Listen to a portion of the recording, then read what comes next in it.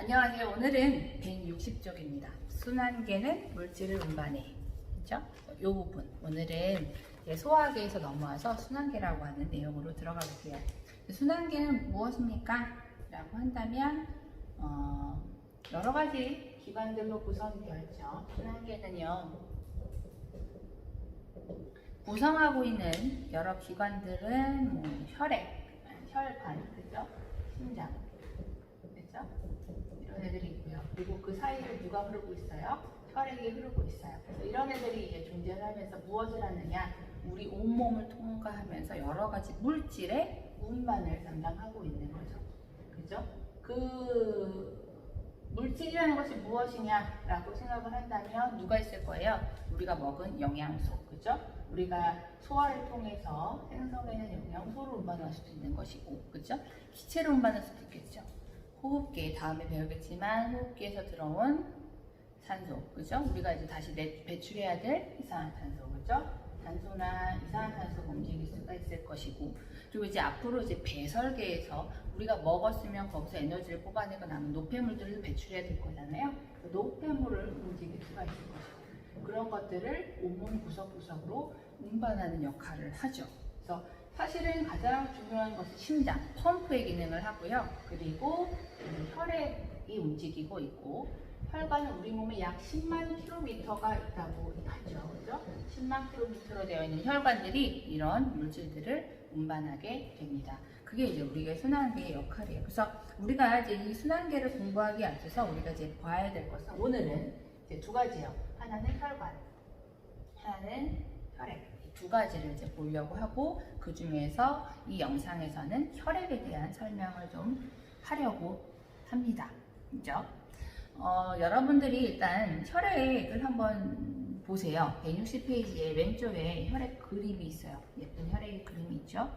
피 뽑을 때 피 뽑아갖고 혈액을 뽑으면, 글쎄요, 이만한 그릇에 여기에 이제 혈액이 담겨 있습니다. 피가 이만큼 뽑았어요. 그냥 빨간물처럼 보이지만 사실은 이 혈액은 굉장히 복잡한 구성으로 이루어져 있거든요. 그래서 이걸 보통은 어떻게 하느냐? 그러면 이제 혈액 검사하실 때 잘 보셨을지 모르겠는데, 혈액을 뚝 뽑고 나서 뒤에 요만한 기계가 있어요. 그 기계에다 이제 넣어줍니다. 그 기계는 어떻게 생겼냐면, 기본적으로는 돌아가는 팽이같이 생겼고요. 여기다가 이렇게 내가 아까 뽑아둔 그 혈액을 담아놔요. 물론 여기만 무거우면 이제 균형이 안 맞으니까 보통은 비슷한 무게의 다른 것들을 똑같은 혈액을 넣든가 이렇게 넣어놓죠. 그런 다음에 이것을 엄청난 속도로 돌려줘요. 이것을 무슨 기계라고 하냐면 원심 분리기라고 하는데, 다음에 혹시 혈액을 뽑게 되면, 여러분들이 혈액을 많이 안 뽑는군요. 뽑게 되면 그 뒤에 원심 분리기가 꼭 있습니다. 한번 확인해 보세요. 자, 그런 다음에 얘를 이제 돌려주면 원심력에 의해서 이 혈액을 구성하고 있는 성분들이 무거운 것들은 조금 더 아래쪽으로, 가벼운 것들은 위쪽으로 이렇게 착착착착 분리가 됩니다.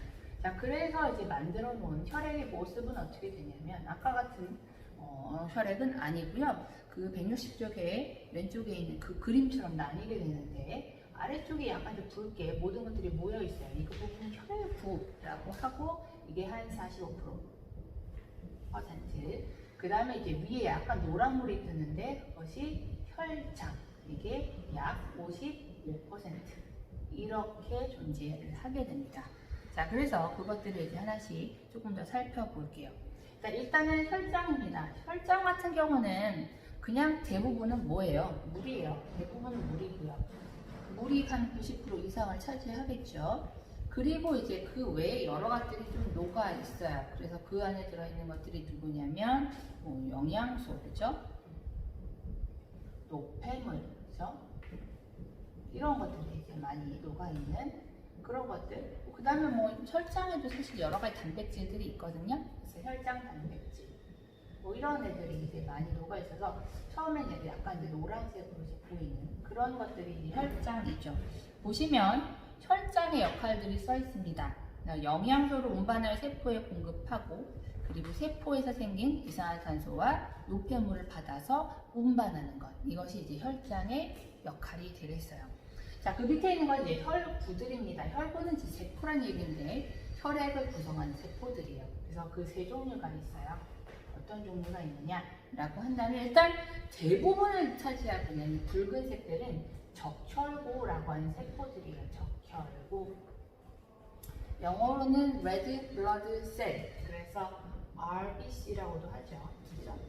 그래서 적혈구들이 대부분이고요. 그 다음에 사실은 이제 눈에는 잘 안 띄겠지만 여기 약간 얇은 띠가 약간 뿌옇게 얇은 띠가 하나 뜨거든요. 혈구 위에. 그게 이제 우리가 알고 있는 백혈구예요. 백혈구. 얘는 white blood cell. 그래서 이렇게도 쓰죠. 이런 애가 있고요. 그리고 이제 세포의 형태는 아니고 이제 세포가 이제 죽은 형태이긴 한데 그런데 얘가 이제 우리가 혈소판이라고 하는 그런 역할들을 하죠. 이런 혈소판이라고 하는 이 세 가지가 우리가 혈구의 구성 성분으로 알고 있습니다. 자, 각각을 좀 알아볼게요. 자, 적혈구 같은 경우들은요, 우리가 이제 알고 있는 모양으로 치면 다음에 보겠지만 약간 이렇게 세포의 모습인데 동글동글하고요. 약간 이렇게 들어가서 약간 오목하게 들어가 있어요. 그래서 모양으로 치면 이런 모양을 아마 현미경에서 보일 건데 이것을 우리가 이제 뭐라고 하냐면 가운데가 볼록한 붉은색 원반형이다. 원반 모양이다. 그래서 원반형이라고 불러요. 자, 그리고요, 얘들 같은 경우는 독특한 것이 얘의 역할 자체를 생각하시면 좋은데 얘의 역할은 산소를 운반하는 애예요. 그렇죠? 산소를 운반하는 애이기 때문에 기체를 운반하기 위해서 이 안에 사실 공간들이 좀 확보가 돼야 돼요. 그래서 얘들은 핵이 없어요. 세포는 대부분 핵이 있어야 되는데 얘는 핵이 없어요. 핵이 없는 대신 수명은 좀 짧죠. 그래서 핵이 없는 원반형 모양. 이 원반형인 이유도 아마 어떤 산소와의 접촉점을 많이 넓히기 위해서 그럴 것이다 라고 많이 생각을 하고 있죠. 그죠? 산소를 운반하고 있어야 되기 때문에 이 안에 무엇이 많이 들어있냐면 헤모글로빈이라고 하는 색소가 들어있어요. 붉은 색소. 얘들의 기본적인 구성성분은 철이거든요. 그래서 헤모글로빈을 가지고 있어서 얘들이 산소를 운반할 수 있는 역할들을 해줍니다. 되게 많아요. 생각보다 많아서 얘들은 혈액 1 단위를 생각하면 1 세제곱미리 어느 정도일까요? 크기가 1mm니까 이 정도 한 방울도 안 되는 그 양 속에 우글우글하게 많아요. 그래서 한 450만 개에서 500만 개가 존재한다고 합니다. 그래서 이게 이제 적혈구의 특성이 되겠고요. 얘의 기능은 뭐냐라고 한다면 산소 운반이기 때문에 우리가 뭐도 좀 생각해 줄 수 있냐면 적혈구가 많을 때, 적혈구가 적을 때 이런 것도 우리가 한번 생각해 볼 수가 있어요. 피 검사를 합니다. 적혈구가 많아요. 그죠? 적혈구가 많다. 그래서 빨간색으로 봅시다. 자, 만약 if 적혈구가 많다야. 자, 그런 사람은 어떤 사람일까? 그럼 이 사람의 이제 환경을 좀 생각해 볼 수 있는데요. 적혈구가 많다는 얘기는 산소 운반이 많이 필요한 사람이에요. 그죠? 그렇다는 얘기는 얘는 어디에 살 수 있냐면 산소가 부족한 곳에 살다 보니 좀 더 적혈구가 많은 평지를 뛸 수 있는 사람이다 라고 생각할 수가 있는 거죠. 그래서 적혈구가 많다라면 아마 이제 고산지대에 살고 있는 높은 산에 있는 지대에 살고 있는 사람들이 아마 적혈구가 많을 가능성이 있어요. 그래서 그게 이제 특성이고요. 적혈구가 많기 때문에 혈관이 좀 이렇게 혈액이 좀 탁할 수 있죠. 일반적인 혈액보다. 그래서 이런 사람들은 이제 혈관이 막히는 그런 질병하고도 많이 위험성을 가지고 있을 수는 있다고 합니다. 적혈구가 부족해요. 그럼 어떻게 될까요? 산소 운반에 어려움을 겪게 되겠죠. 그죠? 그래서 적혈구가 부족하다 그러면 아마도 일반적인 이 사람은 산소 운반이 어려울 수 있고, 그죠? 운반이 어렵다는 얘기는 가장 이제 비슷한 질병으로는 이제 빈혈이 되겠죠, 그죠? 빈혈 증상을 이제 느낄 수가 있겠다라는 것을 우리가 생각해 볼 수가 있습니다, 그죠? 자, 백혈구입니다. 백혈구는요 독특해요. 현미경으로 보면요 이렇게 동그랗게 생겼어요. 되게 이쁜데 이 안에 핵이 하나, 둘, 셋. 핵이 하나일 수도 있고 두 개일 수도 있고 세 개일 수도 있고 여러 핵을 가질 수도 있고 핵의 형태가 굉장히 많아요. 그래서 일단 모양을 쓰자면 일단 핵은 있고요. 그리고 핵의 개수가 여러 개, 다양해요. 개수가 여러 개, 다양. 이런 형태를 가지고 있고, 얘들은 기본적으로는 혈관에서 움직여 다니면서 아메바식으로, 아메바처럼 움직이면서 뭘 하느냐라고 한다면 식균 작용, 균을 잡아먹는 작용을 하는 거죠. 식균 작용이라고 하는 것을 하게 됩니다. 네, 식균 작용을 하게 되고요.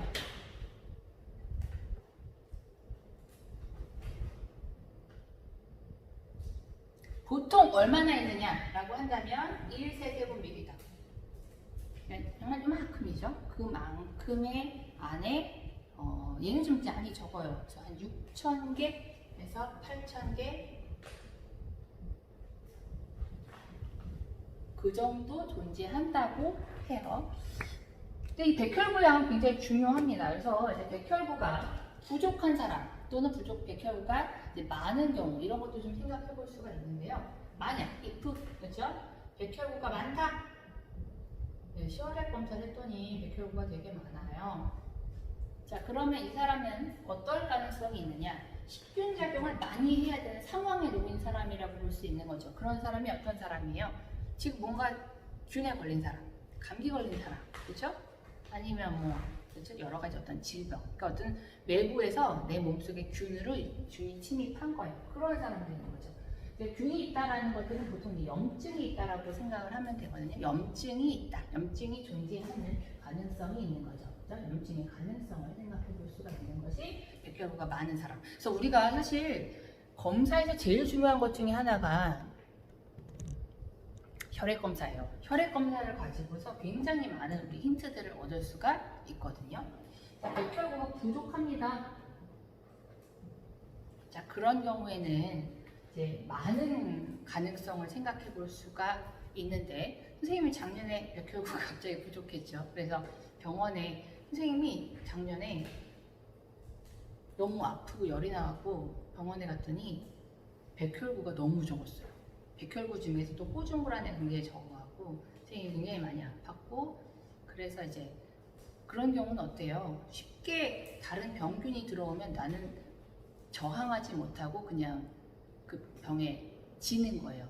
그래서 그럴 경우 이제 격리를 시킵니다. 역격리라고 해서 이 사람이 면역이 취약하니 다른 사람이 들어왔을 때 다른 사람이 가져온 균에 의해서 이 사람이 죽을 수 있으니 이 사람을 격리시키세요 라고 하는 그런 것들이 있거든요. 그래서 백혈구가 적은 경우들은 굉장히 이제 다양한 면역적으로 취약한 그런 상태가 놓이게 되고요. 백혈병이라고 하는 것들은 사실 이제 백혈병이라고 하는 것들이 뭐냐면 이 백혈구를 생성하는 그 어떤 혈액 세포에 암이 생긴 거예요. 그래서 정상적인 백혈구가 줄어드는, 그래서 그런 것들이 백혈병이 되는 거죠. 근데 사실 백혈구가 적은 백혈병이다 그렇진 않아요. 백혈구가 더 많을 수도 있어요. 백혈구는 많은데 정상 백혈구가 적어서 백혈병이기 때문에 이제 요거는 사실 문제집 같은 데 이렇게 나와 있으면 조금 애매한 부분은 있어요. 이거는 정상 백혈구가 적을 때 백혈병, 보통 이렇게 생각을 하시는 게 좋아요. 그렇죠?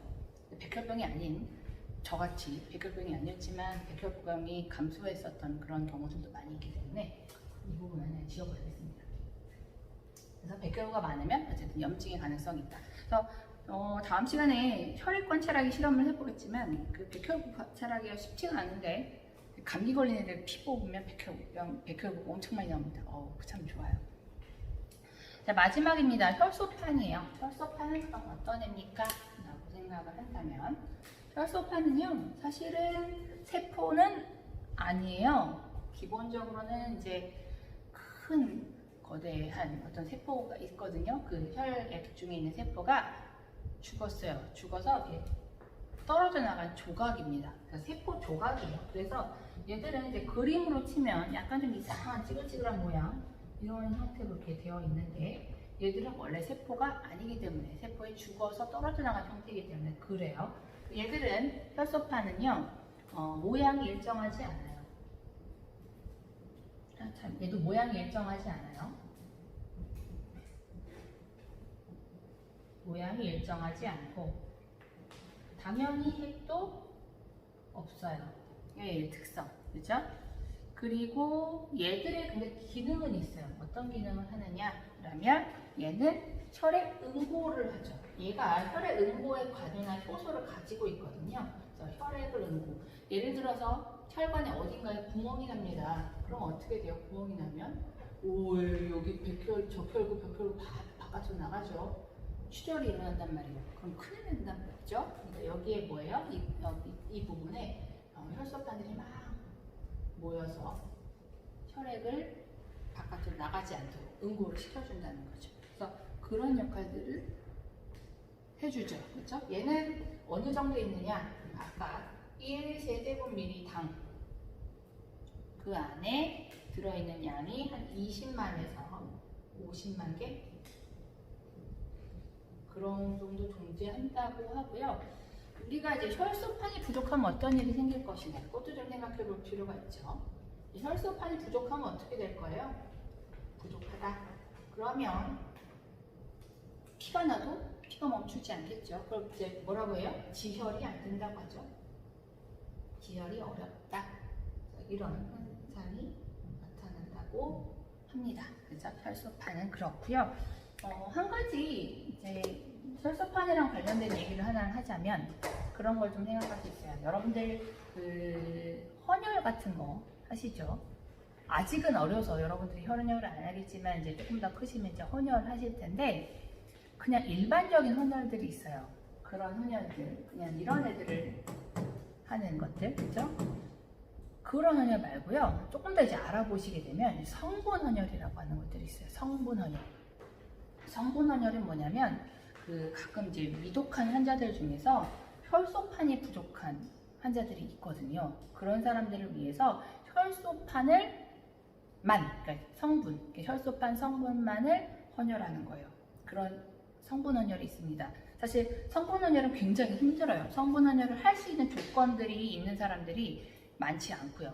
특히 이제 뭐 아기를 낳은 여자라든가 이런 사람들은 또 안 된대요. 그래서 그런 헌혈들을 혈소판 성분 헌혈을 할 수 있는 사람 자체도 적고 일반 헌혈은 금방 끝나거든요. 근데 이 혈소판 헌혈은 시간도 굉장히 오래 걸려요. 그래서 사실 굉장히 어렵고 귀한 헌혈이 이 혈소판 헌혈이라고 하는데 이 혈소판이 부족해서 굉장히 어려움을 겪는 중환자들이 생각보다 많이 있습니다. 그래서 여러분들이 나중에 커서 이제 헌혈을 하실 때 조금 더 이제 생각을 하신다면 혈소판 헌혈 쪽, 그러니까 성분 헌혈 쪽도 한번 좀 생각을 해보시는 것도 좋을 것 같아요. 그래서 그런 생각까지.